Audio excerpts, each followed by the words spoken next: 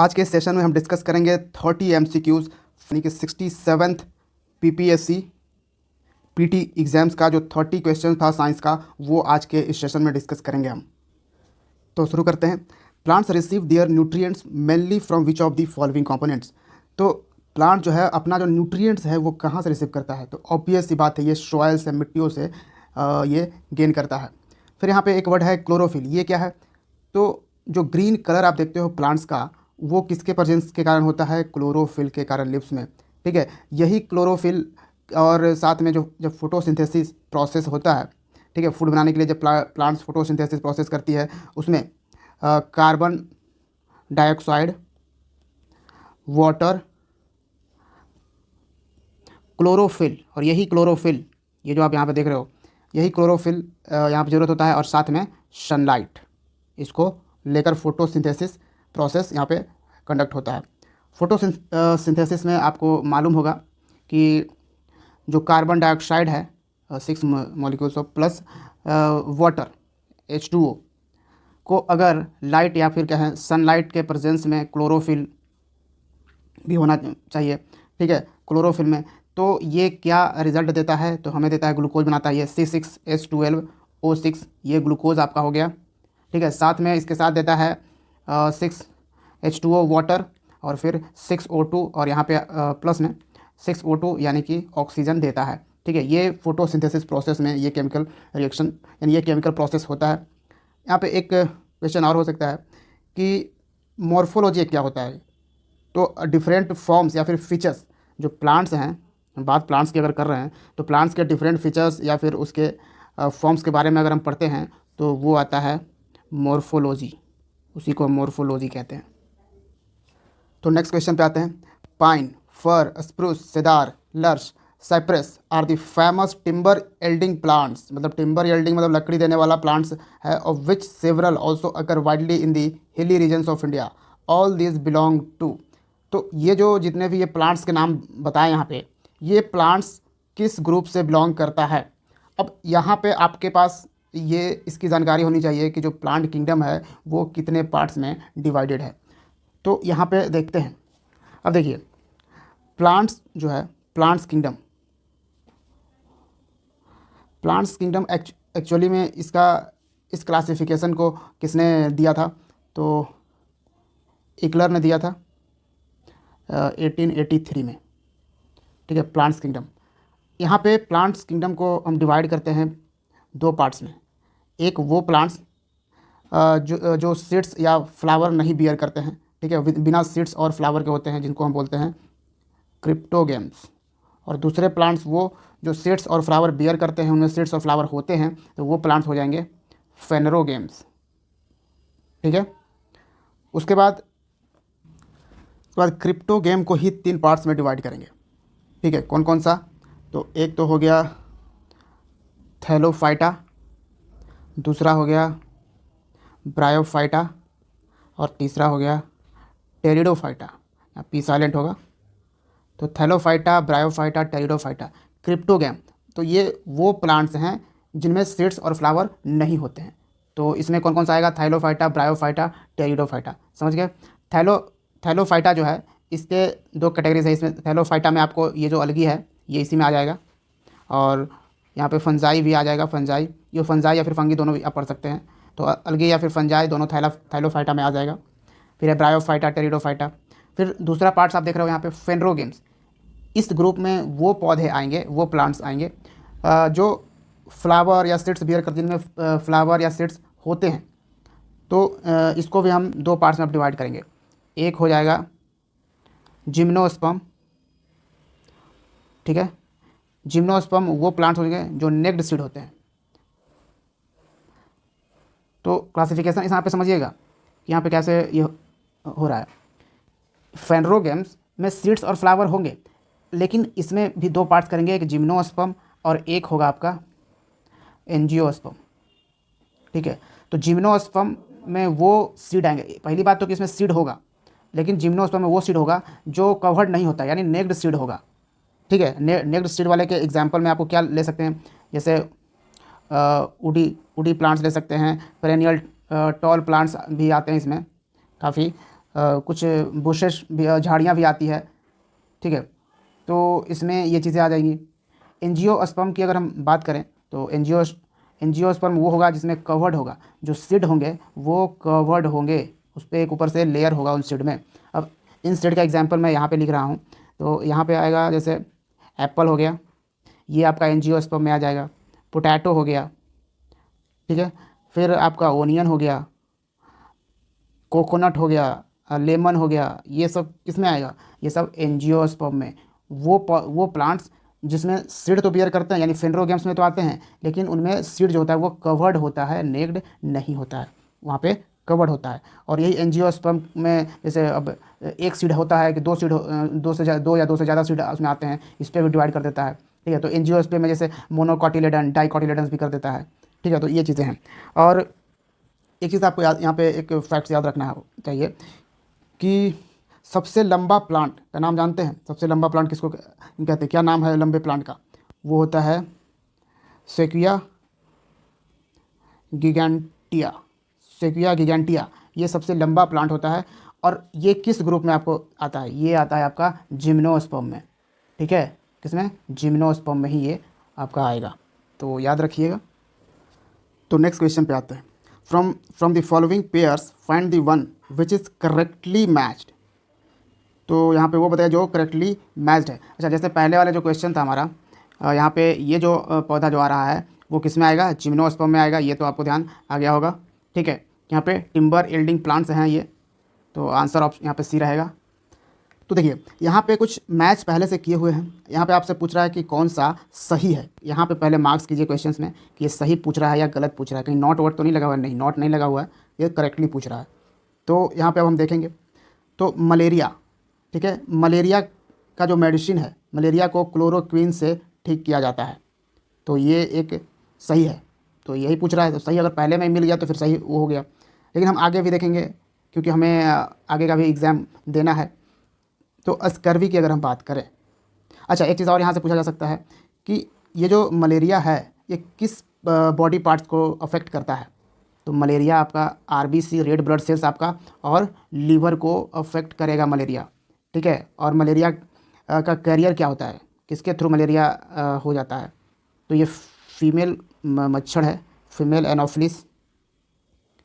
Anopheles इसको Plasmodium parasites कहते हैं, फीमेल एनोफिलिस, तो इसके कारण ये मलेरिया होता है, ठीक है। नेक्स्ट में हम अगर आते हैं स्कर्वी के बारे में हम बात कर रहे थे ना, तो स्कर्वी एक बीमारी है, ठीक है। और ये किसके लैक से होता है? Vitamin C. विटामिन सी के कारण होता है, यानी विटामिन सी की कमी से होता है स्कर्वी। विटामिन सी का केमिकल नेम क्या है? एस्कॉर्बिक एसिड, ठीक है, ये याद रखना है। उसके बाद आगे अगर हम देखें, अच्छा थियामिन क्या इसमें सही है? नहीं, यहाँ पे गलत है, क्योंकि थियामिन जो है ना ये किसका केमिकल नेम है? थियामिन केमिकल नेम है विटामिन B1 का, ठीक है। लेकिन विटामिन सी के कारण होता है स्कर्वी, और एस्कॉर्बिक एसिड जो है ये केमिकल नेम है विटामिन सी का, तो याद रखिएगा। और B1 का केमिकल नेम है थियामिन। नेक्स्ट आ जाता है टीबी यानी ट्यूबरक्लोसिस। ये एक इन्फेक्शस डिजीज़ है जो किसके कारण होता है? बैक्टीरिया के कारण होता है। पहले तो ये जानिए कौन सी bacteria? Mycobacterium tuberculosis, mycobacterium tuberculosis bacteria के कारण ये होता है। टीबी जो है वो बॉडी के किस पार्ट्स को अफेक्ट करता है? इंपॉर्टेंट क्वेश्चन ये मैं डिस्कस कर रहा हूँ, याद रखिएगा। किस पार्ट्स, बॉडी के किस पार्ट्स को ये अफेक्ट करता है?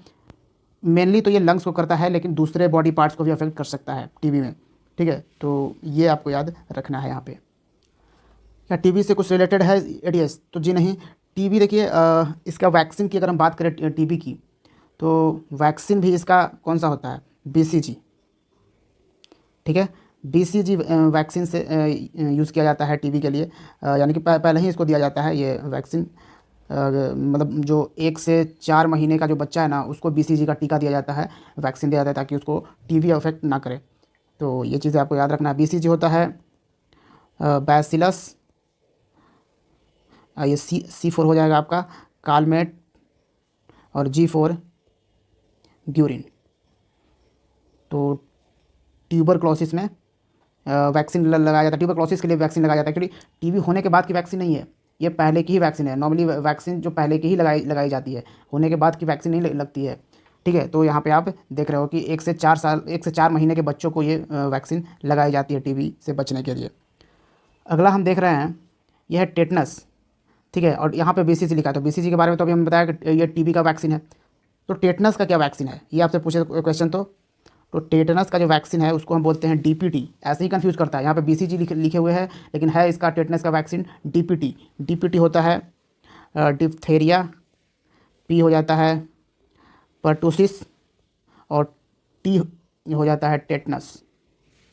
ठीक है, तो इसमें डीपीटी दिया जाता है, ये याद रखिएगा। और टेटनस जो है वो किस पार्ट्स को अफेक्ट करता है, ये हमारे नर्वस सिस्टम को ही अफेक्ट करेगा, याद रखिएगा।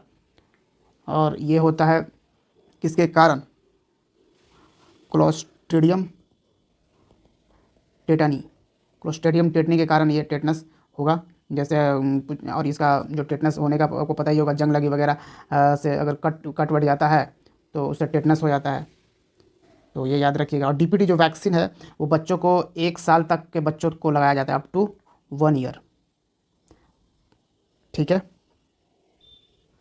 चलिए फिर आगे आते हैं। The animal without red blood cells is which of the following. अब इस एनिमल में रेड ब्लड सेल्स यानी कि आरबीसी होता ही नहीं है, कौन सा ये एनिमल है। अब ये है अर्थवर्म। ठीक है, option C is the right answer.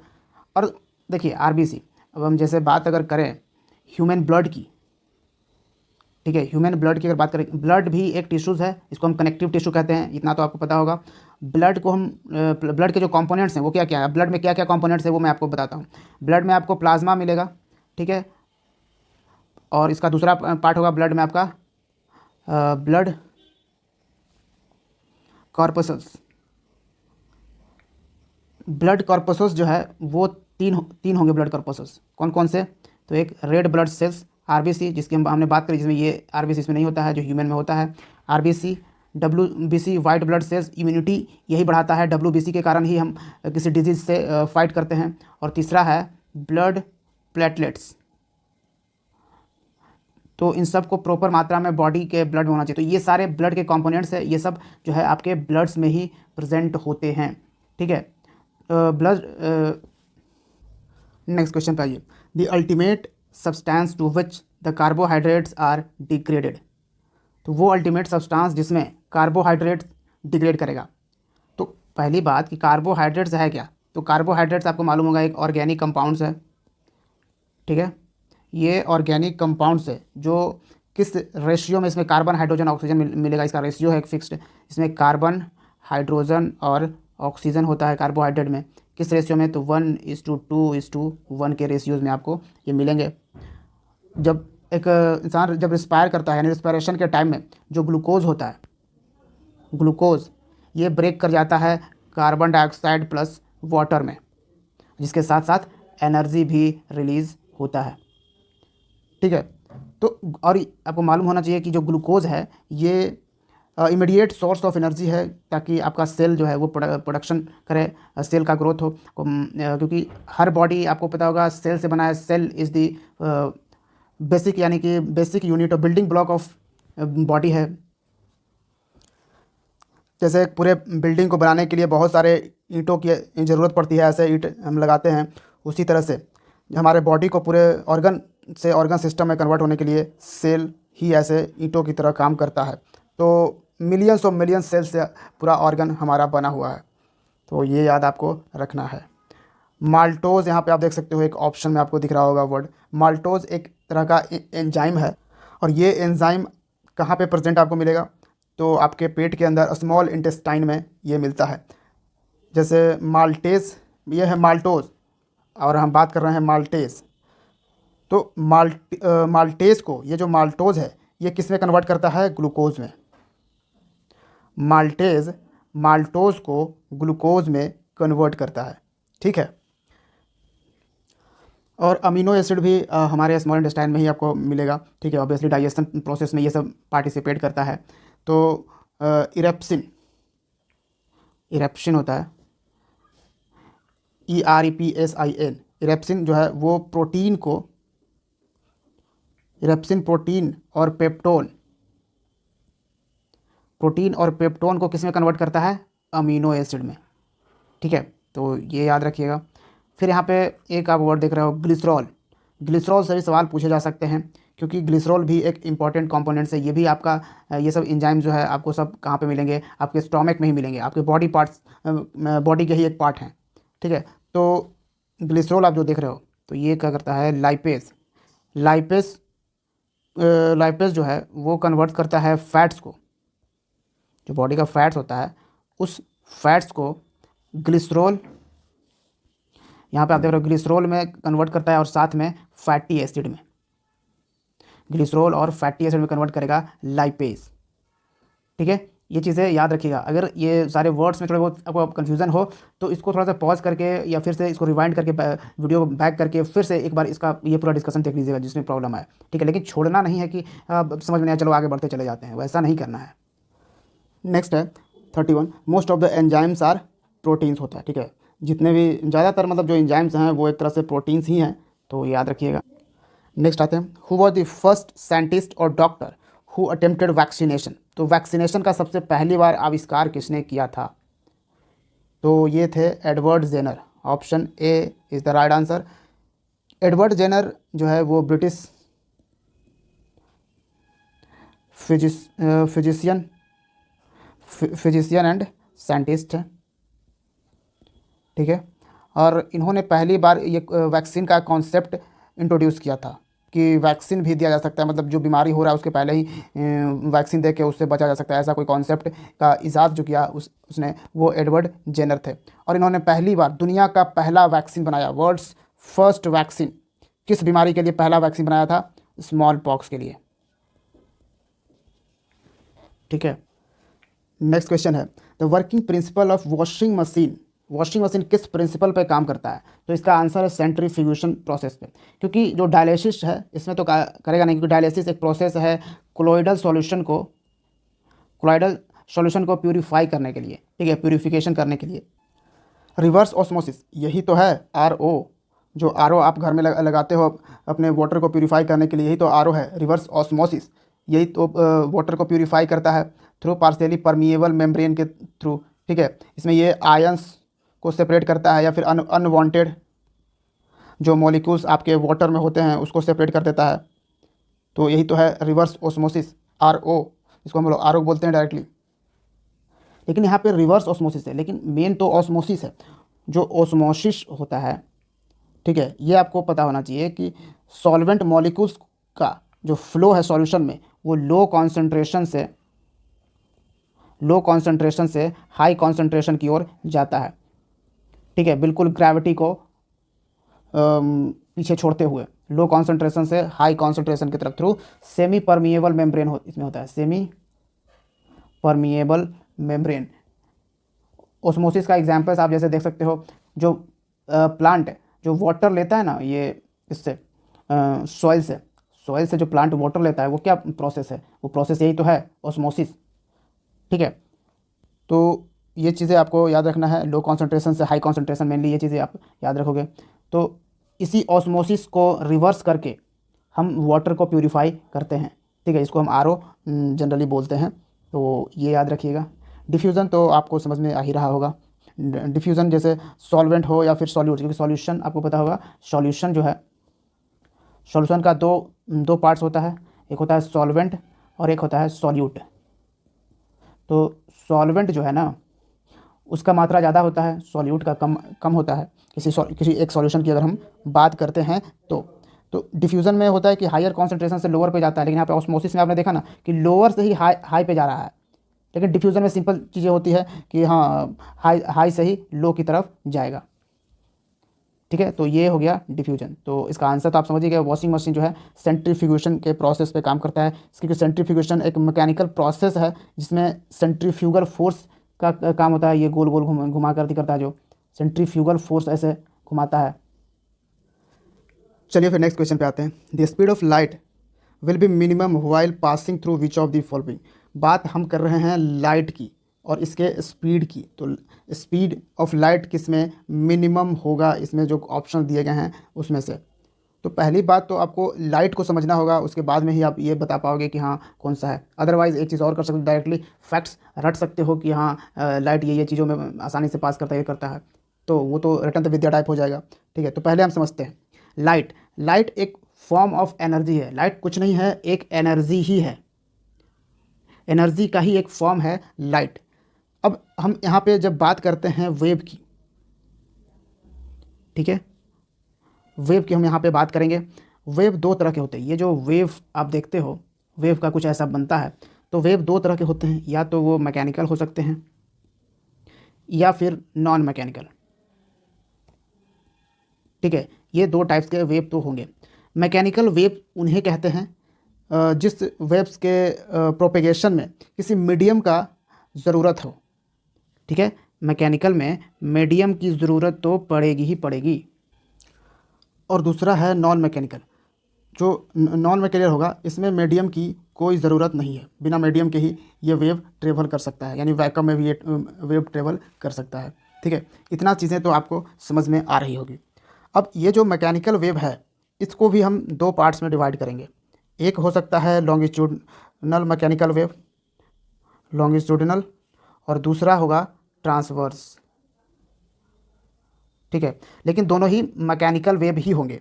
Mechanical wave यानी कि इनको मीडियम की ज़रूरत होगी ट्रेवल करने के लिए। तो लॉन्गिट्यूडनल जो होंगे, अगर पार्टिकल्स जो जिस मीडियम में ट्रेवल कर रहा है, उस मीडियम के जो वाइब्रेशन होगा, उसी डायरेक्शन में पार्टिकल भी मूव कर रहा है। ठीक है, सेम डायरेक्शन में। जैसे पार्टिकल अगर इस डायरेक्शन में मूव कर रहा है, और जो जिस मीडियम में ये पार्टिकल ट्रेवल कर रहा है, क्योंकि मीडियम की ज़रूरत है यहाँ पे, जिस मीडियम में ये पार्टिकल ट्रेवल कर रहा है, वो मीडियम भी इसी डायरेक्शन में वाइब्रेट कर रहा है। ठीक है, इसी डायरेक्शन में अगर वाइब्रेट कर रहा है तो ये होगा लॉन्गिट्यूडनल मैकेनिकल वेव। ठीक है, जैसे एग्जांपल के तौर पर साउंड। साउंड जो है वो लॉन्गिट्यूडनल मैकेनिकल वेव है, क्योंकि साउंड के जो पार्टिकल्स हैं वो इसी तरह से, उसके पार्टिकल्स और उसका जो मीडियम है वो दोनों ही इसी तरह से ट्रेवल करते हैं। और इसी में एक ट्रांसवर्स वेव है। तो ट्रांसवर्स वेव जो है, ट्रांसवर्स वेव में जो पार्टिकल्स होगा और वाइब्रेशन ऑफ द मीडियम होगा, वो होंगे परपेंडिकुलर, यानी ऐसे 90 डिग्री पे। मान लो कि ये जो पार्टिकल्स है कुछ इस तरह से मूव कर रहा है, और इसके वाइब्रेशन है जो मीडियम के, वो इस तरह से वाइब्रेट कर रहे हैं, तो ये 90 डिग्री के एंगल ये दोनों में बनाएंगे, परपेंडिकुलर होंगे। ठीक, तो वहीं अब जब एग्जांपल की बात करें ट्रांसवर्स वेव्स की, तो ट्रांसवर्स वेव्स में जैसे किसी नदी में, आप किसी नदी में अगर जाते हो, एक पत्थर फेंको, जैसे ही पत्थर फेंको, पूरा एक वेव की तरह चारों तरफ रिपल्स करेगा, ऐसे ऐसे बड़ा बड़ा वेव होता जाएगा, बड़ा वेव ऐसे बड़ा बनता जाएगा, इस तरह से कुछ बनता है वेव। तो वो जो रिपल्स होता है वाटर के सरफेस पे, ये एग्जाम्पल है ट्रांसवर्स वेव्स का। ठीक है, अर्थक्वेक का जो सेकेंडरी वेव्स होता है वो भी एग्जाम्पल है। अब एक स्ट्रिंग है, आप एक धागा ले लो, और धागा में जो ये वाला जो वेव आ जाता है ना, ये ऐसे ऐसे, ठीक है, तो ये क्या एग्जाम्पल है, ट्रांसवर्स वेव्स का ही वो भी एग्जाम्पल है। तो ये चीज़ें आप समझ सकते हो।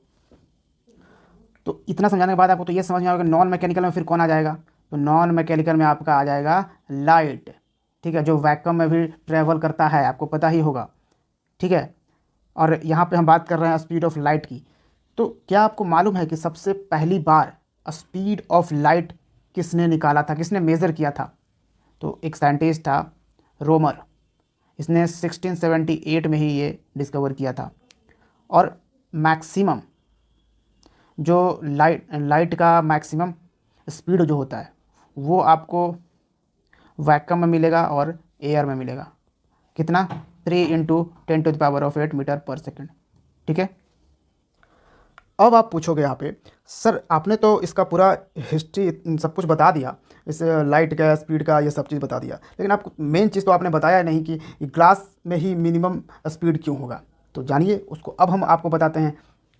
तो देखिए, जो स्पीड ऑफ लाइट है ना, स्पीड ऑफ लाइट, ये डिपेंड किस पे करता है ये मालूम होगा तब इस बात का आंसर आपको मालूम होगा। ये डिपेंड करता है रिफ्रैक्टिव इंडेक्स पे।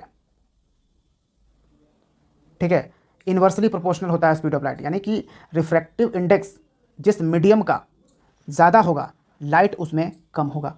स्पीड ऑफ लाइट उसमें कम होगा। रिफ्रैक्टिव इंडेक्स इसको इन्वर्सली प्रोपोर्शनल यहाँ पे मैं लिख रहा हूँ, आपको याद रहे, इन्वर्सली प्रोपोर्शनल होता है। रिफ्रैक्टिव इंडेक्स जिस मीडियम का कम होगा उसमें स्पीड ऑफ लाइट ज़्यादा होगा। यानी कि अब हम समझ गए हैं कि रिफ्रैक्टिव इंडेक्स पे स्पीड ऑफ लाइट डिपेंड करता है। तो इस यहाँ पे जो भी चीज़ें दी गई है उसमें आपका रिफ्रैक्टिव इंडेक्स अगर आप चेक करोगे, ये रिफ्रैक्टिव इंडेक्स जो है वो आपको याद करना पड़ता है, लेकिन नॉर्मली आप इसमें अंदाज़ा लगा सकते हो कि स्पीड ऑफ लाइट जो है रिफ्रैक्टिव इंडेक्स जिसका सबसे ज़्यादा होगा वो होगा ग्लास। ठीक है, इन ऑप्शन में सबसे ज़्यादा रिफ्रैक्टिव इंडेक्स आपको मिलेगा ग्लास में। ठीक है, आपको पता ही होगा लाइट जब ट्रेवल करता है रेयर से डेंसर मीडियम में तो उसमें रिफ्लेक्शन होता है। ठीक है, रिफ्रैक्शन होता है एक्चुअली में। तो आप इसका समझिए कि स्पीड ऑफ लाइट जो है वो रिफ्रैक्टिव इंडेक्स पर डिपेंड करता है, इन्वर्सली प्रोपोर्शनल होता है। यहाँ पे एक फैक्ट्स और है स्पीड ऑफ लाइट से रिलेटेड कि जो सनलाइट है अर्थ पे पहुँचने में कितना वक्त लेता है, ये एग्जैक्ट आपको मालूम होना चाहिए, क्योंकि इस तरह के ही सवाल आपसे बीपीएससी पूछता है, एक्सपेक्ट भी करता है कि क्योंकि वो खुद उसने सिलेबस में ही लिख रखा है कि जनरल साइंस हम पूछेंगे आपसे, कोई बहुत ज़्यादा रिसर्च पेपर आपसे हम नहीं पूछ रहे हैं।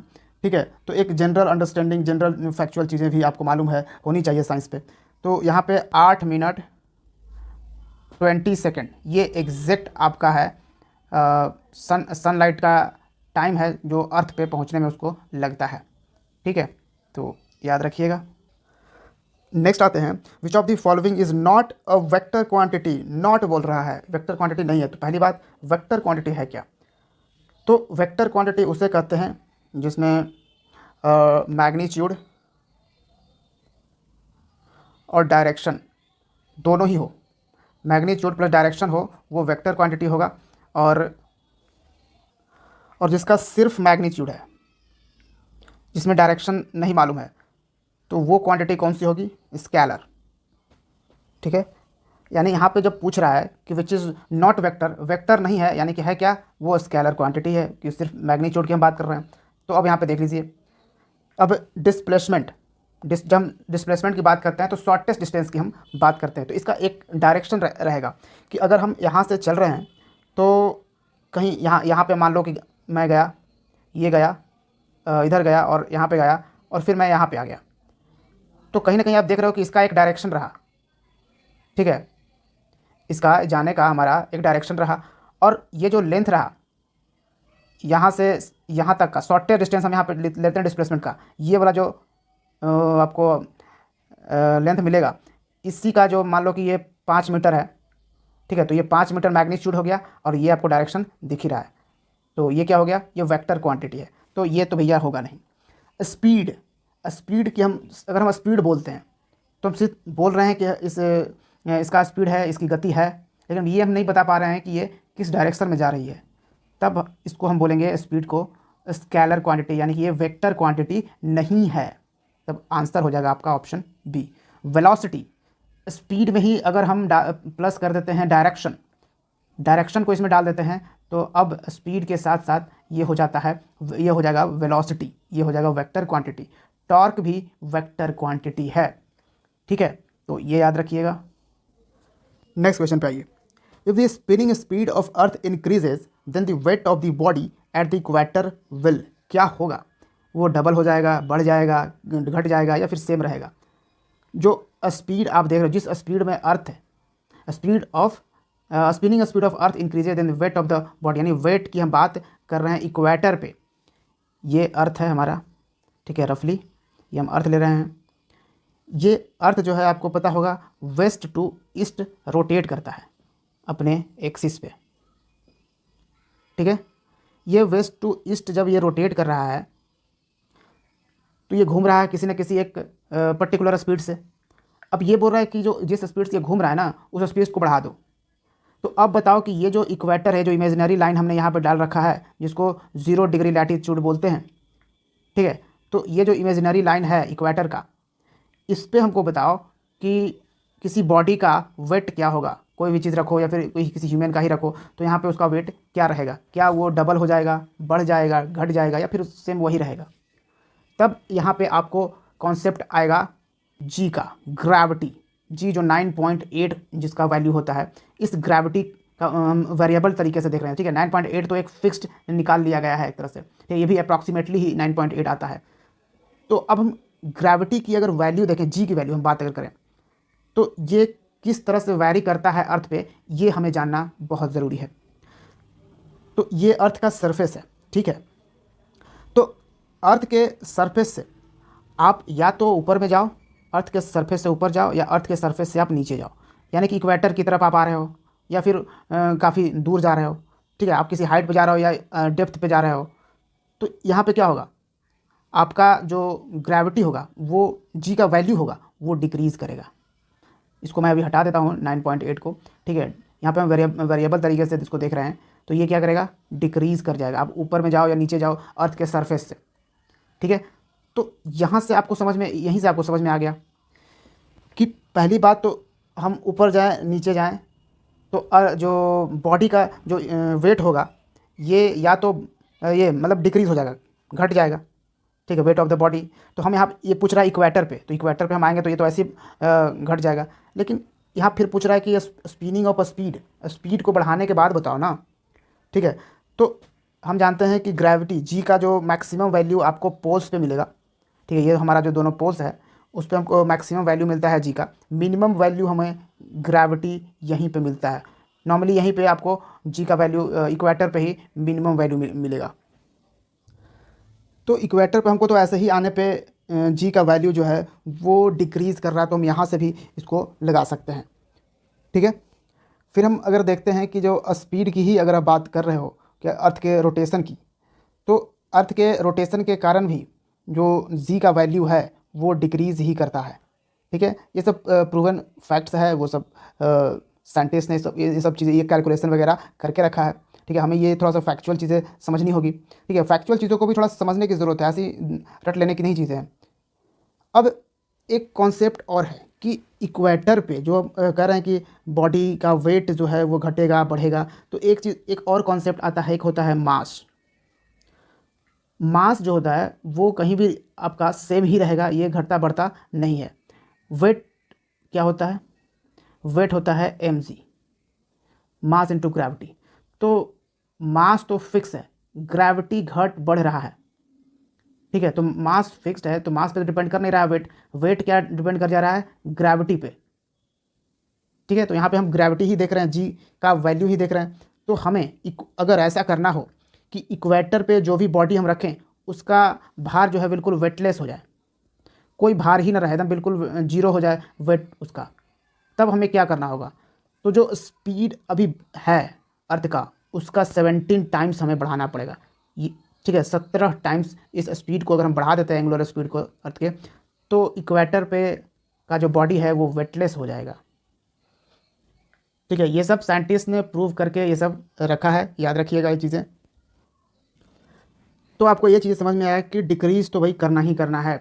आप स्पीड अगर हमने आपको जैसे बताया कि स्पीड 17 टाइम्स कर दिया यानी तो वेटलेस हो, यानी कि स्पीड बढ़ाने से क्या हो रहा है यहाँ पे, इससे हम क्या देख रहे हैं कि स्पीड बढ़ाने से जो बॉडी का वेट है वो कम हो रहा है। तो यहाँ पे डिक्रीज़ हमने यहाँ पे लगाया, option C is the right answer. अब यहाँ पे मैं आपको कुछ फैक्चुअल चीज़ें डायरेक्ट बताना चाहूँगा क्योंकि ये भी इम्पॉर्टेंट है। अर्थ जो है अपने एक्सिस पे रोटेट करता है, तो एक कंप्लीट रोटेशन लगाने में आप कितने टाइम लेता है वो, ठीक है। वैसे तो अब नॉर्मली 24 घंटा बोलते हो, लेकिन एग्जैक्टली क्या है, तो एग्जैक्टली जो है वो 23 घंटा 56 मिनट 4 सेकंड, ठीक है। तो हम लोग लगभग 24 घंटा बोलते हैं कि 24 घंटा में एक चक्कर पृथ्वी अपने एक्सिस पे लगा लेता है, ठीक है। ये चीज़ें आप समझ गए। और आपको मालूम होगा कि अपने एक्सिस पे जो अर्थ घूमता है उसके कारण ही दिन और रात होते हैं। दिन और रात के जो लेंथ हैं वो डिपेंड करते हैं इसी पे, सॉरी, दिन और रात डिपेंड करते हैं एक्चुअली एक्सिस पे रोटेशन के। लेकिन जो एक्सिस पे जो 23.5 डिग्री जो झुका हुआ ना, टिल्ट है ना, उसके कारण इसका लेंथ डिपेंड करता है कि दिन का लेंथ कितना होगा, रात का लेंथ कितना होगा, ठीक है। चीज़ें आप समझिएगा। लेकिन यहीं पे अगर हम बात करें इक्वेटोरियल रीजन का, इक्वेटर की बात करें, तो वहाँ पे लेंथ जो है दिन और रात का वो सेम ही रहेगा। अब ये चीज़ देखो ना, सीधा सीधा आप समझ लो ना, यहाँ पे ये अर्थ है और ये मान लो कि सन है, ठीक है, ऐसा कुछ। अब अर्थ है तो ये वाला पार्ट ये अगर घूम रहा है तो ये वाला जो इक्वेटर है ये यहाँ तो ये हमेशा से लगता ही रहेगा, लाइट यहाँ पे प्रॉपर हमेशा रहेगा, लाइट इक्वेटर पे, ठीक है। तो ये चीज़ें हैं। अगला है कि अर्थ जो है रिवॉल्व करता है एलिप्टिकल पाथ पे, ये एलिप्टिकल पाथ पे अर्थ जो रिवॉल्व करता है और यहाँ पे सन आपको मिलता है, ठीक है। जिसके कारण जो एलिप्टिकल पाथ पे रिवॉल्यूशन होता है अर्थ का, जिसके कारण सीजन्स चेंज होते हैं, ठीक है। ठंडा गर्मी बरसात जो है ये सीजन चेंज हो जाते हैं। और पूरा रिवॉल्यूशन कितना दिन में कंप्लीट करता है? 365 दिन 5 घंटा 48 मिनट 46 सेकंड। ये हम बात कर रहे हैं रिवॉल्यूशन की, यानी सन के चारों तरफ घूमने की बात कर रहे हैं, इतना दिन में वो कंप्लीट करता है। और एक्सिस का भी हमने आपको भी बताया, रोटेशन की हमने बात कर दी, ठीक है। तो इसलिए आपको देखते हो कि 4 साल में पूरा ये 365 डेज नहीं है, 365 डेज से ज़्यादा है, 5 घंटा 48 मिनट 46 सेकंड। तो ये सब मिल के चार साल में फिर एक लीप ईयर बना देते हैं, एक दिन एक्स्ट्रा हो जाता है, ठीक है, इसी के कारण। तो ये चीज़ें हैं, कॉन्सेप्ट, ये सब चीज़ें ना बहुत ही बेसिक है, लेकिन इसी को हमें कन्फर्मेशन के साथ अपने पास रखना है, क्योंकि बीपीएससी यही अंडरस्टैंडिंग आपसे बस चाहता है, ठीक है। हाई लेवल आपके पास आपसे साइंस की वो उम्मीद नहीं करता। नेक्स्ट आते हैं, who is the first person to define a speed. Speed को डिफाइन करने वाला पहला पर्सन था Galileo. Option B is the right answer. Next question देखिए, what is the law in which under the same condition, याद रखिएगा क्या है, under the same conditions of temperature, pressure, equal volumes of all gases contain equal number of molecules. तो ये कौन सा law है? यहाँ पे आप देखिए सारे लॉ के ही नाम है। तो ये कौन सा लॉ होगा जिसमें कि सेम कंडीशन ऑफ टेम्परेचर होंगे, प्रेशर होंगे और इक्वल वॉल्यूम्स ऑफ गैसेस होंगे, जिसमें कंटेन करेगा जो इक्वल नंबर ऑफ मॉलिक्यूल्स। तो ये एवोगैड्रोज लॉ है। Option A is the right answer. क्योंकि कॉरियोलिस इफेक्ट आपको मालूम होना चाहिए कि ये जो आप अर्थ देख रहे हो, इस पर एक इमेजनरी बेल्ट है, ठीक है। जैसे विंड जो फ्लो करती है, और जब वो ITCZ से क्रॉस करती है या फिर इक्वेटर से जो विंड क्रॉस करती है, मान लो कि साउथ ईस्ट ये वाली विंड जा रही है, और ये ITCZ या फिर इक्वेटर से इस तरफ से ये बेंड हो जाती है, यहाँ पे आने के बाद इस तरह से बेंड हो जाती है। तो ये बेंड जो जितनी हवाएं आ रही है यहाँ से बेंड कैसे हो रही हैं, तो इसको मालूम किया था कॉरियोलिस ने, ठीक है। इसलिए इसको कॉरियोलिस इफेक्ट बोलते हैं। तो ये कहा गया कि कॉरियोलिस फोर्स के कारण ये हुआ, क्योंकि अर्थ जो है ये रोटेट करता रहता है। तो जो विंड साउथ ईस्ट से आती होती है, ये यहाँ से कन्वर्ट हो जाती है साउथ वेस्ट डायरेक्शन की तरफ, ठीक है। अब ये साउथ वेस्ट की तरफ से लग रहा है कि यहाँ से आ रही है। तो ये कॉरियोलिस इफेक्ट था। अगला है ग्राहम्स लॉ। तो जो मॉलिक्यूलर वेट होता है, उस मॉलिक्यूलर वेट का स्क्वायर रूट आप करोगे, उसके इन्वर्सली प्रोपोर्शनल होता है रेट ऑफ डिफ्यूज़न और इफ्यूज़न। रेट ऑफ डिफ्यूज़न और इफ्यूज़न ऑफ गैस का जो इफ्यूज़न या फिर डिफ्यूज़न होता है ना, वो इन्वर्सली प्रोपोर्शनल होगा square root of molecular weight. इसको हम कहते हैं ग्राहम्स लॉ, ठीक है। इफ्यूज़न एक प्रोसेस है जिसमें एयर स्केप्स कर जाता है या फिर लीक करता है किसी होल से, तो उसको इफ्यूज़न बोलते हैं। अगला पास्कल्स लॉ की बात हम यहाँ पे कर रहे हैं। तो पास्कल्स लॉ तो बहुत ही ईजी है, आप सभी को मालूम होना चाहिए, क्योंकि जो अगर ये वाटर है, देखिए इस बीकर में अगर यहाँ तक ये वाटर भरा पड़ा है, ठीक है, तो इस पर एक एक्सटर्नल स्टैटिक प्रेशर हमेशा अप्लाइड होता रहता है।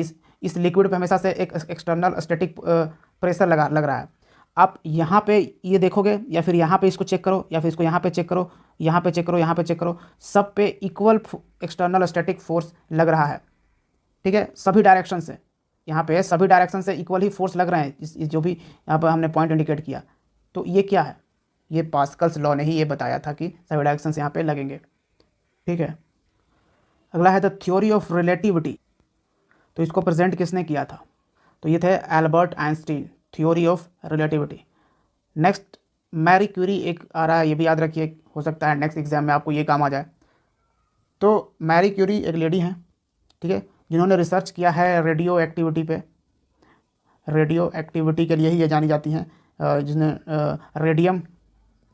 रेडियम एलिमेंट और पोलोनियम इन दोनों को डिस्कवर किया है मैरी क्यूरी ने, इनको नोबेल प्राइज़ भी मिल चुका है कई बार, इनके हस्बैंड के साथ में ही नोबेल प्राइज़ दिया जा चुका है, तो ये याद रखिएगा। इसाक न्यूटन आप जान ही रहे हो, 3 लॉज देने वाले, ठीक है, न्यूटन्स लॉज, तो ये आपको पता ही है।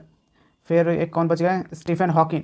स्टीफन हॉकिंग तो आपको याद होगा, इनकी मृत्यु करीबन 2018 में हुई थी, ठीक है, 2018 में। लेकिन ये काफ़ी वक्त से एक ऐसी ज़िंदगी जी रहे थे बिल्कुल व्हील चेयर पर, और उनका व्हील चेयर जो था वो मतलब कहिए कि क्या बोलूँ, बहुत ही हाई टेक्नोलॉजी से बना हुआ उनका व्हील चेयर था, क्योंकि उनको एक बीमारी थी जिसके कारण उनका पूरा पैर, हाथ, यहाँ तक कि गर्दन, मूड़ी, सब कुछ भी इधर उधर हिलता वलता नहीं था, बिल्कुल एक साइड से करके वो बस उस व्हील चेयर पर लेटे रहते थे।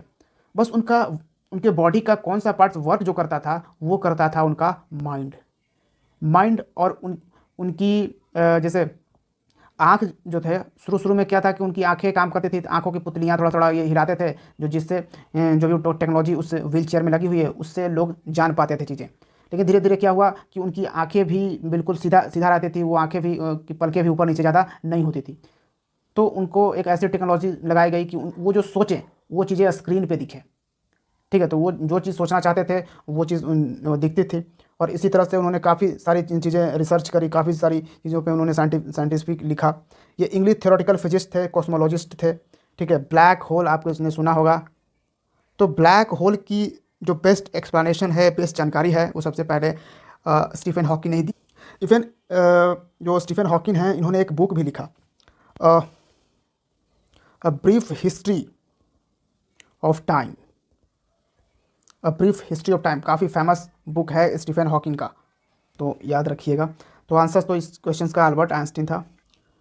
तो next, due to temperature variation, temperature जब वेरी करे अलॉन्ग अ कंडक्टर, किसी कंडक्टर के अलॉन्ग टेम्परेचर जो है वो वेरी करता है, पोटेंशियल वेरिएशन भी उसमें अकर होते हैं, इस फिनोमेनन को क्या कहेंगे? इसमें टेम्परेचर वेरी कर रहा है किसी कंडक्टर के थ्रू, और इसी कंडक्टर में पोटेंशियल वेरिएशन भी हो रहे हैं, तो इस इफेक्ट को क्या बोलेंगे? Thomson effect. Option B is the right answer. Peltier effect क्या है? तो electromagnetic force, EMF, electromagnetic force का जो प्रोडक्शन होता है कॉन्सिक्वेंटली एक इलेक्ट्रिक करंट के साथ, ठीक है, किसी लूप में होगा किसी मटेरियल में, जिसमें कंसिस्ट करेगा दो डिसिमिलर कंडक्टर्स किसी दो जंक्शन पे, ठीक है, और टेम्परेचर सेम नहीं होंगे, टेम्परेचर डिफरेंट होंगे, तो वो होता है पेल्टियर इफेक्ट, ठीक है। मतलब कि जैसे दो कंडक्टर्स है, ठीक है, इसमें इलेक्ट्रोमैग्नेटिक फोर्स प्रोड्यूस किया जा रहा है, और इसमें इलेक्ट्रिक करंट भी किया जा रहा है साथ में, और उस मटेरियल है उसमें लूप में, ठीक है, लूप में ये लगाया जा रहा है, दिया जा रहा है, ताकि जो मटेरियल है, इसमें ये दोनों मटेरियल एक समान के मटेरियल नहीं है, ये डिसिमिलर कंडक्टर्स हैं, और किसी दो जंक्शन पे ये मेंटेन करते हैं डिफरेंट टेम्परेचर, ये मेंटेन करेंगे, अलग अलग टेम्परेचर ये मेंटेन करेंगे, तो ये पेल्टियर का कहना था। सॉरी, पेल्टियर नहीं, एक्चुअली सीबेक इफेक्ट था ये, सीबेक इफेक्ट। पेल्टियर इफेक्ट तो एक एब्जॉर्प्शन है या फिर रिलीज ऑफ हीट है किसी जंक्शन के थ्रू, ठीक है, इलेक्ट्रिक करंट, एक इलेक्ट्रिक करंट का ये एक जंक्शन है, ठीक है, और इसी जंक्शन के थ्रू एब्जॉर्प्शन हो रहा है या फिर हीट का रिलीज हो रहा है, तो वो पेल्टियर इफेक्ट है, ठीक है। तो ये सीबेक इफेक्ट हमने आपसे डिस्कस किया था। Next, what type of lens is used in magnifying glass? तो मैग्नीफाइंग ग्लास में किस तरह के लेंस का यूज़ होता है? तो कॉन्वेक्स लेंस का, option D is the right answer, क्योंकि कॉन्वेक्स लेंस जो है वो मैग्नीफाइंग ग्लास के साथ साथ ये आई ग्लासेस में भी यूज़ किया जाता है, कैमरा में यूज़ किया जाता है, क्योंकि मैग्नीफाई करना होता है, बड़ा करना होता है, ठीक है, कैमरा हो या फिर माइक्रोस्कोप्स, ये सब में आपको कॉन्वेक्स लेंस का यूज़ किया जाएगा। और कॉनकेव लेंस जो है ये टेलीस्कोप में यूज़ होता है, और लगभग दोनों ही यूज़ होता है, कैमरा में भी यूज़ किया जाता है, ये लेजर्स में यूज़ किया जाएगा। हाँ, बाइनोकुलर एक है, बाइनोकुलर्स, इसमें आपका कॉनकेव लेंस का इस्तेमाल किया जाएगा। कॉनकेव लेंस का पिक्चर कैसा होता है?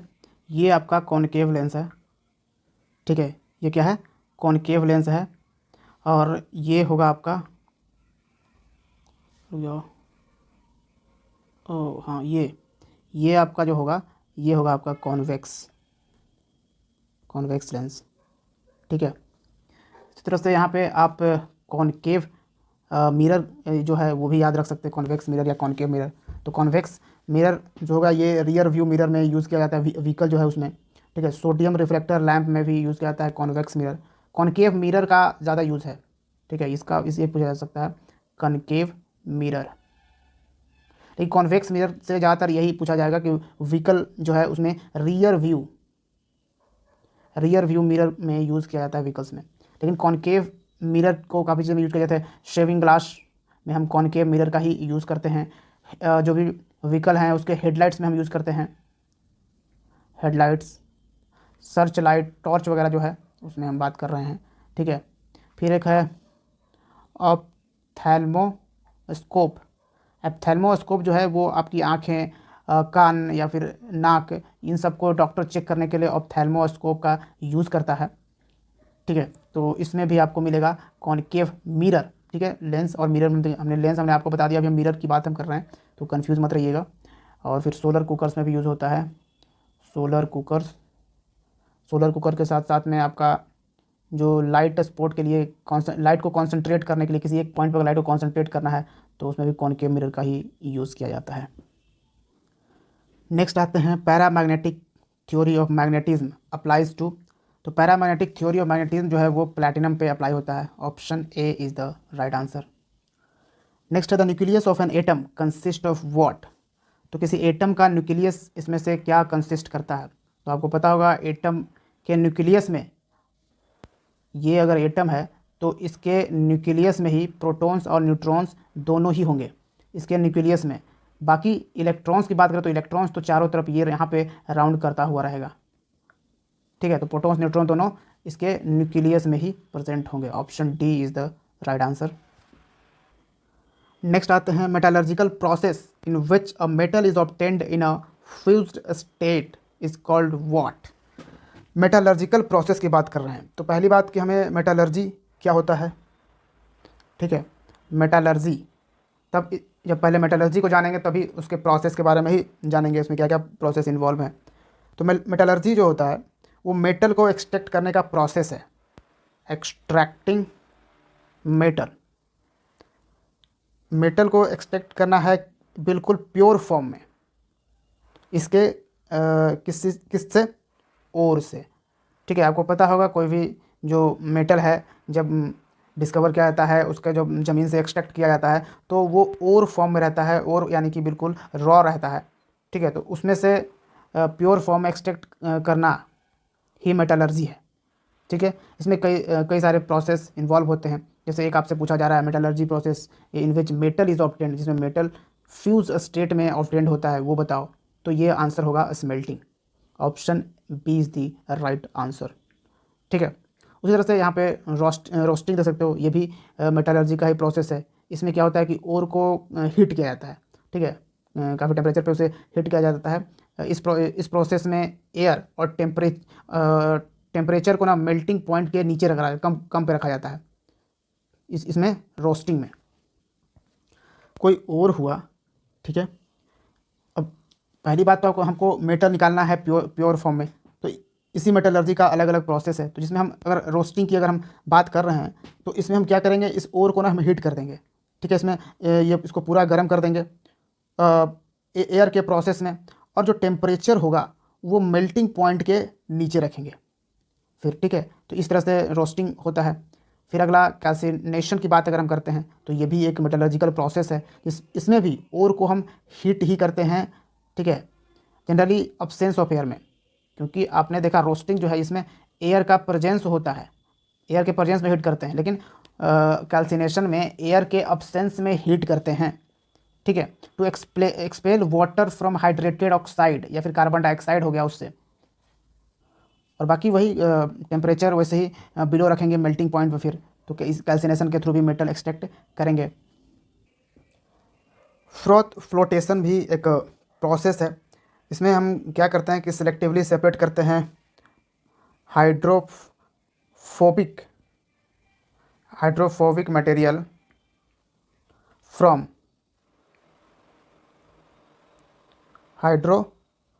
हाइड्रोफिलिक वेस्ट गैंग,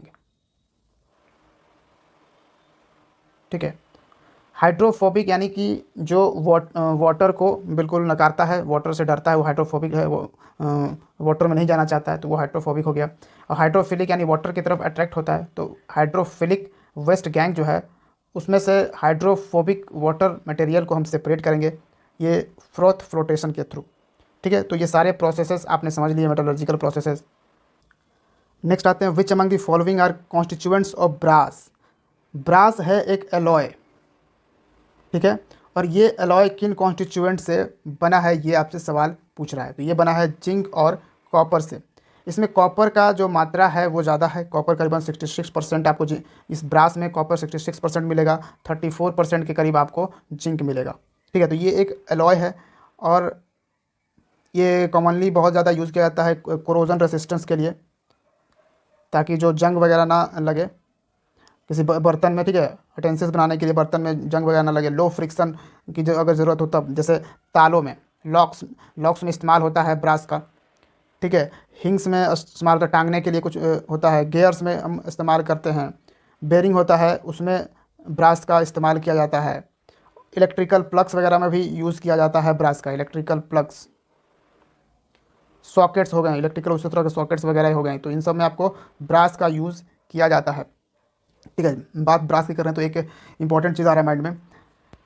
आपको पता होगा आजकल आप जब बर्तन खरीदते हो, कोई भी यूटेंसिल्स खरीदते हो मार्केट से, तो आपको एक बर्तन मिलता है स्टेनलेस स्टील, ठीक है। कॉमनली आजकल का यही है, स्टेनलेस स्टील मिलता है आपका। ये जो स्टेनलेस स्टील है ये बनाया कैसे जाता है, मतलब कौन से कंपोनेंट इसमें होते हैं। देखिए, स्टेनलेस स्टील में आपको सबसे ज़्यादा आयरन का अमाउंट मिलेगा, मात्रा सबसे ज़्यादा आयरन का है। आयरन में क्रोमियम होता है, साथ में निकेल आपको मिलेगा और उसके साथ कार्बन। तो ये 4 एलिमेंट्स को मिलाकर एक ऐसा एलॉय बनाया जाता है स्टेनलेस स्टील, जिसमें जंग वगैरह नहीं लगता है। नेक्स्ट आते हैं, which among the following is known as quicklime. Quicklime किसको कहते हैं, तो क्विक लाइम हो गया कैल्शियम ऑक्साइड CaO, ठीक है। ये इसको हम क्विक लाइम भी कहते हैं। फिर CaCl2 हो गया कैल्शियम क्लोराइड, ये एक इनऑर्गेनिक कंपाउंड है, ठीक है।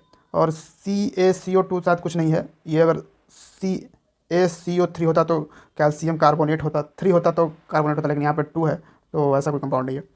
आगे है CaOH होल ट्वाइस, इसको पढ़ेंगे CaOH होल ट्वाइस, ये होता है कैल्शियम हाइड्रोक्साइड, ये भी इनऑर्गेनिक कंपाउंड है। हाँ, इसको हम बोलते हैं स्लैग्ड लाइम के नाम से हम इसे जानते हैं, या फिर इसको हाइड्रेटेड लाइम भी कह देते हैं, इसको कास्टिक लाइम भी कहते हैं। कास्टिक लाइम की हम बात करें, सोडा की नहीं, कास्टिक लाइम भी हम इसको बोलते हैं, पिकलिंग लाइम भी हम उसको बोलते हैं, ठीक है। तो यह है calcium hydroxide. Next, what happens to the weight of iron when it rust. तो देखिए, किसी आयरन में अगर जंग लगता है तो उसका वेट पे क्या फ़र्क पड़ता है। तो पहले तो उसका वेट जो है वो इंक्रीज़ हो जाएगा, और धीरे धीरे, क्योंकि वो पूरा खोखला कर देता है आयरन को, जो अगर जंग लग जाता है तो फिर उसका वेट क्या हो जाएगा, डिक्रीज़ कर जाएगा धीरे धीरे। तो आयरन में जंग लगने के बाद उसका वेट पहले तो इंक्रीज़ करेगा, उसके बाद डिक्रीज़ कर जाएगा। Option D is the right answer. तो पूछ रहा है कि वाइट मेटल इनमें से कौन सा है, किसको हम वाइट मेटल कहते हैं। तो प्लैटिनम को हम वाइट मेटल कहते हैं, ठीक है। Option D is the right answer, platinum noble metal भी है। नेक्स्ट आते हैं, consider the following statements with respect to noble metals. तो स्टेटमेंट वाइज क्वेश्चन से काफ़ी बढ़िया है कि यहाँ पे कंसीडर करना है कि statement with respect to noble metals के रिस्पेक्ट्स में कंसीडर करना है। तो पूछा जा रहा है कि noble metals are found in pure form in nature. क्या ये सही है कि नोबल मेटल्स प्योर फॉर्म में पाया जाता है। तो जी हाँ, बिल्कुल सही है कि हाँ, नोबल मेटल जो है वो प्योर फॉर्म में पाया जाता है, क्योंकि नोबल मेटल जो है वो किसी से रिएक्ट नहीं करता है, तो ये बिल्कुल प्योर फॉर्म में पाया जाता है। Uranium and lead are examples of noble metal, जी नहीं, ये गलत है। नोबल मेटल्स का ये एग्जाम्पल नहीं है। नोबल मेटल्स के एग्जाम्पल में आपका गोल्ड आ जाएगा, और अभी हमने बात किया प्लैटिनम, सिल्वर भी आ जाएगा, आपका नोबल मेटल हो जाएगा, ठीक है। तो ये रिएक्टिव नहीं होते हैं, नॉट रिएक्टिव होते हैं, और कोरोजन रेसिस्टेंस होते हैं, इसमें जंग वगैरह भी नहीं लगता है। तो ऑप्शन एक ही सही हुआ, तो option B is the right answer, one only. यहाँ पे देखिए फर्स्ट ऑप्शन है, बोल रहा है आपका brass is also noble metal. तो पहली बात तो हमने अभी आपको डिस्कस किया, ब्रास मेटल है ही नहीं, ये एक एलॉय है। काफ़ी दो मेटल्स के मिलने से ये ब्रास बनता है। नेक्स्ट है consider the following statements. Addition of salt to pure water increases the boiling point of water and decreases the freezing point of water. क्या यह स्टेटमेंट सही है कि अगर हम सॉल्ट को ऐड करते हैं प्योर वाटर में तो उसका बॉइलिंग पॉइंट भी बढ़ा देगा उस वाटर का, और इसका जो फ्रीजिंग पॉइंट होगा, जिस पॉइंट पे वाटर फ्रीज करता है, वो पॉइंट डिक्रीज कर देगा। क्या ये सही है? जी हाँ, बिल्कुल ये सही है। वहीं दूसरा स्टेटमेंट कहता है कि when methyl alcohol is added to water. अब यहाँ पे तो वाटर में सॉल्ट ऐड कर रहा था, अब मिथाइल अल्कोहल को वाटर में ऐड करते हैं तो बॉइलिंग पॉइंट ऑफ वाटर जो है वो डिक्रीज़ कर जाएगा। बॉइलिंग वाटर यहाँ पे जो इंक्रीज़ कर रहा था सॉल्ट डालने में, यहाँ पे बॉइलिंग पॉइंट वाटर डिक्रीज़ कर जाएगा। क्या ये सही है? जी हाँ, ये सही है, यानी कि option A is the right answer. Both 1 और 2 स्टेटमेंट सही है। नेक्स्ट क्वेश्चन पे आते हैं। Which among the following is the main constituent of biogas. तो देखिए बायोगैस से हम ये एक रिन्यूएबल सोर्स ऑफ एनर्जी है, पहली बात तो ये, ठीक है। बायोगैस में जो कॉन्स्टिट्यूएंट होते हैं उनमें आपको मीथेन मिलेगा, कार्बन डाइऑक्साइड, ठीक है, मैं और हाइड्रोजन भी होगा, हाँ हाइड्रोजन भी होगा इसमें, सल्फाइड भी होगा, ठीक है। तो ये करीबन चार कॉन्स्टिट्यूएंट इसमें होंगे बायोगैस में। लेकिन इसमें मेनली क्या होता है, इसमें मीथेन होता है मेनली, ठीक है। और सेकंड पोजीशन पे आपका कार्बन डाइऑक्साइड का मात्रा होगा। तो मेनली यहाँ पे मीथेन होगा। Option B is the right answer. Biogas जो है वो बनाया कैसे जाता है, तो जो भी एग्रीकल्चरल वेस्ट हैं, मैन्योर है, प्लांट का जो वेस्ट है, सीवेज है, ग्रीन वेस्ट है, फूड वेस्ट है, इन सब चीज़ों से प्रोड्यूस किया जाता है बायोगैस। नेक्स्ट आते हैं। Which among the following would cause the bright red colour due to bursting of crackers. जब आप पटाखे फोड़ते हो तो आप वहाँ पे देखते होगे कि एक लाल रंग का कलर उसमें निकलता है। जब वो फूटता है तो लाल रंग का कलर उसमें दिखता है जब पटाखे फोड़ते हैं। तो वो क्या होता है, तो क्रैकर्स में स्ट्रॉन्सियम होता है, ठीक है, स्ट्रॉन्सियम का यूज़ किया जाता है। तो वही रेड कलर, बिल्कुल ब्राइट रेड कलर दिखता है आपको। Option B is the right answer, ठीक है। नेक्स्ट आते हैं। What are salt loving plant.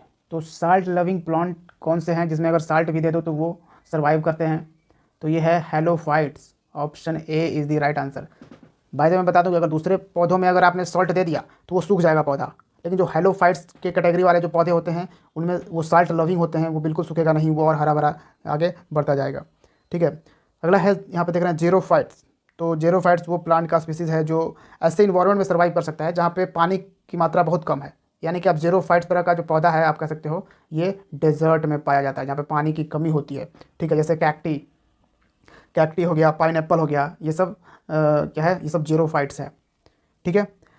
मेसोफाइट्स एक टेरेस्ट्रियल प्लांट्स है और ये बहुत ही ह्यूमिड इन्वायरमेंट में ये प्रोड्यूस होता है, यानी कि उसमें ज़्यादा गीला भी नहीं हो, वेट भी नहीं होना चाहिए और ज़्यादा सूखा भी नहीं होना चाहिए। इस तरह के जगह पे मेसोफाइट्स डेवलप करते हैं, इस तरह के प्लांट्स। ग्लाइकोफाइट जो है वो बिल्कुल ऑपोजिट है हेलोफाइट्स के, ठीक है। हेलोफाइट्स के ग्लाइकोफाइट्स ऑपोजिट है। जैसे ये साल्ट लविंग है, ये साल्ट हेट्रेड है, अगर ग्लाइकोफाइट्स में सॉल्ट डाल दो तो ये सूख जाएंगे। तो आंसर क्या हो गया, option A halophytes. Next fungi की यहाँ पे आपसे बात पूछी जा रही है। तो हमने प्लांट्स की जो कैटेगराइजेशन बताया था, अलगी और फंगी जो है वो थैलोफाइट्स का पार्ट है। तो फंगी में क्या लैक करता है, तो फंगी में क्लोरोफिल नहीं होता, ठीक है। Option D is the right answer. And finally हम आ चुके हैं last question of the session पे, question number 55। Pollination is best defined as what. तो पॉलिनेशन आपको पता होगा, transfer of pollen grain from anther to stigma. तो फ्लावर्स की मेनली हम बात कर रहे हैं, फ्लावर्स में रिप्रोडक्शन की बात कर रहे हैं। तो फ्लावर्स में जो रिप्रोडक्शन होता है ऑब्वियसली वो पॉलिनेशन होता है, जिसमें कि जो पॉलन ग्रेन है वो जो फूल होता है, फूल के एंथर से ये कहाँ स्टिग्मा के तरफ जो जाता है, ये इस ट्रांसफ़र को हम पॉलिनेशन कहते हैं। एंड उम्मीद करता हूँ कि ये सेशन आपके लिए फ्रूटफुल होगा और आपके एग्जाम में ज़रूर काम आएगा। So thank you for watching, see you in the next video. जय हिंद।